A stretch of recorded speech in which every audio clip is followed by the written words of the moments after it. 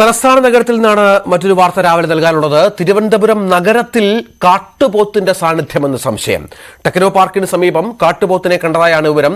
Face 4-ൽ വനംവകുപ്പ് ഉദ്യോഗസ്ഥർ പരിശോധന നടത്തുന്നു എന്ന വിവരമാണ് ഈ ഘട്ടത്തിൽ പുറത്തുവരുന്നത്. വി വിനോദ് വിവരങ്ങൾ പങ്കുവെക്കും. വിനോദ്, ഇത് നമുക്ക് അല്പം കൗതുകം ജനിപ്പിക്കുന്ന എന്നാൽ ആശങ്ക ജനിപ്പിക്കുന്ന ഒരു വാർത്തയാണ്. കാട്ടുപോത്ത് ടെക്നോ പാർക്കിലെ ഫേസ് 4 എങ്ങനെ എത്തി എന്നാണ് നിഗമനം. ആരാണ് ഈ കാട്ടുപോത്തിനെ കണ്ടത്? അത്തരം എന്തെങ്കിലും വിവരമുണ്ടോ? രഞ്ജിത്ത്, ഇപ്പോൾ വനം വകുപ്പ് ഉദ്യോഗസ്ഥർ ടെക്നോ പാർക്ക് ഫേസ് 4-ൽ പരിശോധന നടത്തുന്നുണ്ട്. രഞ്ജിത്ത് പറഞ്ഞതുപോലെ തന്നെ നമുക്കും ചില സംശയം ഉണ്ട്, ഇത് കാട്ടുപോത്ത് തന്നെയാണോ എന്ന കാര്യത്തിൽ. കാരണം നാട്ടുകാർ ചിലർ കാണുകയും ഇതിന്റെ അടിസ്ഥാനത്തിൽ വനം വകുപ്പിനെ വിവരം അറിയിക്കുകയായിരുന്നു. തുടർന്നാണ് ഇപ്പോൾ ഇത്തരത്തിലുള്ളൊരു പരിശോധന നടത്തുന്നത്. DFO ഉൾപ്പെടെയുള്ളവരുമായി നമ്മൾ ബന്ധപ്പെട്ടു.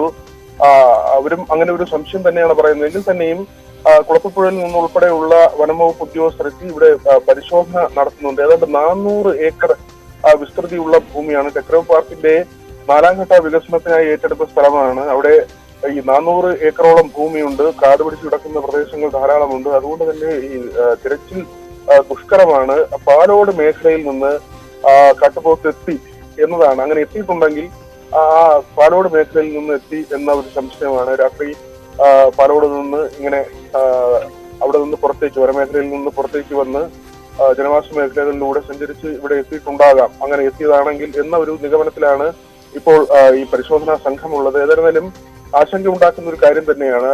പ്രത്യേകിച്ച് കാട്ടുപോത്തിന്റെ ശല്യം പാലോട് വിതുര മേഖലകളിൽ, ജനവാസ മേഖലകളിൽ കാട്ടുപോത്ത് സ്ഥിരമായി ഇറങ്ങുകയും അവിടെ നാശനഷ്ടങ്ങൾ ഉണ്ടാക്കുകയും ചെയ്യുന്നുണ്ട്. കാട്ടുപോത്തിന്റെ ആക്രമണങ്ങൾ ഉണ്ടായ സാഹചര്യമുണ്ട്. പക്ഷേ വനമേഖലയിൽ നിന്ന് ഇത്രയധികം ദൂരം സഞ്ചരിച്ച് ഈ കഴക്കൂട്ടം പോലെ അല്ലെങ്കിൽ കണിയാപുരം പോലൊരു പ്രദേശത്തേക്ക് എത്തുമോ എന്നതിലാണ് സംശയം അവശേഷിക്കുന്നത്. പക്ഷേ ദൃക്സാക്ഷികൾ അവർ കാട്ടുപോത്താണെന്ന് ഉറപ്പിച്ചു പറയുകയും അതിന്റെ അടിസ്ഥാനത്തിൽ ഇപ്പോൾ വനം വകുപ്പിന്റെ പരിശോധന തുടരുകയുമാണ്. രഞ്ജിത്ത്, ഏതായാലും തിരുവനന്തപുരം നഗരത്തിൽ കാട്ടുപോത്തിന്റെ സാന്നിധ്യമെന്ന സംശയം.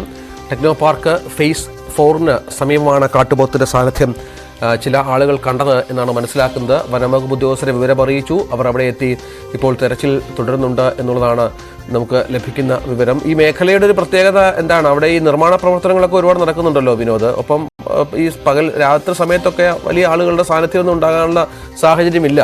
അപ്പോൾ അങ്ങനെ ശരി, വി വിനോദാണ് വിവരങ്ങൾ പങ്കുവെച്ചുകൊണ്ടിരുന്നത്.